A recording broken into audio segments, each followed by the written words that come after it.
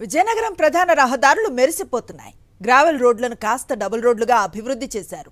ప్రధాన రహదారులపై central lighting, డివైడర్ల మధ్య మొక్కలు నాటడంతో మెట్రో నగరాన్ని తలపిస్తోంది. అన్ని హంగులతో మెరుస్తూ ఉన్న విజయనగరం రోడ్లపై ఓ ప్రత్యేక కథనం. అతి చిన్న మున్సిపల్ కార్పొరేషన్ గా ఉన్న విజయనగరంలో ఒకప్పుడు గ్రావెల్ రోడ్లపై ప్రయాణం అతి కష్టం మీద సాగేది. ప్రధాన రహదారులు సైతం గ్రావెల్ రోడ్లతో వీధులను పోలిన రహదారులు మాత్రమే ఉండేవి. ఎన్ని ప్రభుత్వాలు మారినా రోడ్లు మాత్రం అభివృద్ధికి నోచుకోలేదు. వైఎస్ఆర్సీపీ ప్రభుత్వం అధికారంలోకి వచ్చిన తరువాత విజయనగరం రూపురేఖలు మారిపోయాయి. గతంలోనేటండి ఇక్కడ మాకు ముచ్చెలంగూడి నుంచి ఆర్ఎన్బి జంక్షన్ వరకు అస్సలు రోడ్ బాగుండేది కాదండి. మట్టి రోడ్డుగా ఉండేది. వర్షం పడితే మాకు అసలు చిరాకు ఉండేది. వర్షం పడితే ట్రాఫిక్ అంతా జామ్ అయిపోయి ఇక్కడ నుంచి వెళ్ళాలని మాకు అరగంట పాటు పట్టేసేది. కానీ ఇప్పుడు మాత్రం అసలు ఎంత బాగుందంటే ఇది మా ఏరియా అయినా మేము ఏదో పెద్ద సిటీలో వచ్చినట్టుగా అనిపిస్తుందండి. ఆర్ఎన్బి జంక్షన్ నుంచి ముత్యాలమ్మ గుడి జంక్షన్ వరకు ప్రయాణించాలంటే ఒకప్పుడు నరకప్రాయంగా ఉండేది. ఇప్పుడు డబుల్ రోడ్లు వేయడంతో జర్నీ ఈజీగా సాగుతోందంటున్నారు నగరవాసులు. గతంలో ఇక్కడ చూసుకుంటే గ్రావెల్ రోడ్డు పరిస్థితి అండి. ఇంకొక ఆటో వస్తే తప్పుకోవడానికి లేని పరిస్థితి అనమాట. అలా కొంచెం రోడ్డు చేశారు. ఇప్పుడైతే 80 ఫీట్ రోడ్డు చేశారు. 80 ఫీట్ రోడ్ చేయడం వల్ల సెంట్రల్ లైటింగ్, 80 ఫీట్ రోడ్డు అంటే ఈ కాలనీ చూసుకుంటే అసలు ఒక సిటీ రేంజ్లో కనిపిస్తుందండి. ఇంత అందంగా చేస్తారని మేము అసలు కల్లో కూడా అనుకోలేదు. నగరంలో వెహికల్ వేసుకుని బయటకు రావాలంటే భయాందోళనకు గురయ్యేవారమని ఇప్పుడు మెట్రో నగరాన్ని తలపించేలా రహదారులు అభివృద్ధి చెందాయంటున్నారు. ఆర్ఎన్బి గెస్ట్ హౌస్ నుంచి ఇటువైపు దుప్పాడ రోడ్డు అవనివ్వండి, తర్వాత మన రాకూడు ఇటు సైడ్ అంతా కూడా ఈ రోడ్లో వెళ్ళే వాళ్ళందరూ చాలా హ్యాపీ ఫీల్ అవుతున్నారు సార్.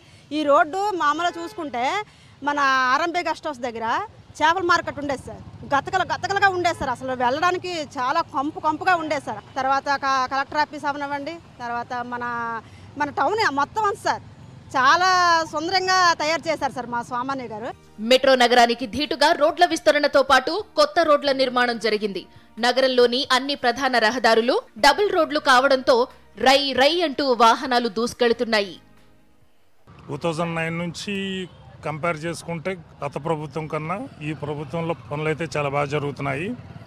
తర్వాత రోడ్ల విషయానికి వస్తే మన పెచ్చరుగట్టు రోడ్డు అయితేనేమి, తర్వాత ఉడా కాలనీ రోడ్డు అయితేనేమి కానీ చాలా బాగుంది.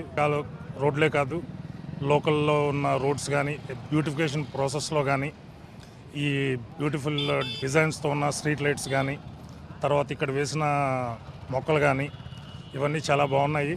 గత ప్రభుత్వంలో సింగ్ రోడ్లైనా తార్ రోడ్లైనా వేయండి అని మొరపెట్టుకున్నా పట్టించుకున్న వారే లేరంటున్నారు నగరవాసులు.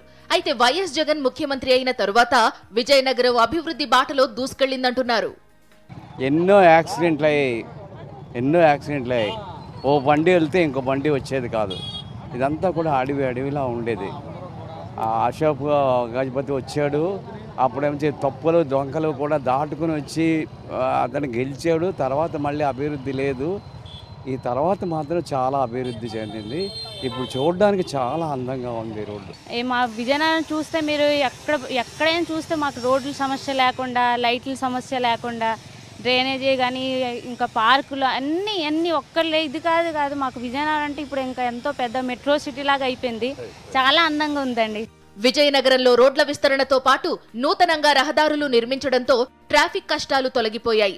నగరంలోని రహదారులతో పాటు మౌలిక సదుపాయాలను అభివృద్ధి చేశారు. గడిచిన 3 ఏళ్లలో ఒక విజయనగరం పట్టణంలోనే దాదాపు 150 కోట్ల రూపాయలతో రోడ్డు నిర్మాణ పనులు, డ్రైనేజ్ నిర్మాణ పనులు, డ్రింకింగ్ వాటర్ పనులు కూడా పూర్తయ్యాయి. దశాబ్దాల కాలంగా మౌలిక వసతులు లేమితో అల్లాడిపోతున్నటువంటి విజయనగరం ఈ 5 ఏళ్ల కాలంలో అయితే మాత్రం ఒక స్వర్ణయుగంగా ఇక్కడ ఉన్నటువంటి స్థానికులు చెప్తున్నటువంటి వైన కనిపించింది. వీడియో జస్ట్ ఈశ్వర్తో యుగంధర్, సాక్షి టీవీ, విజయనగరం నుండి.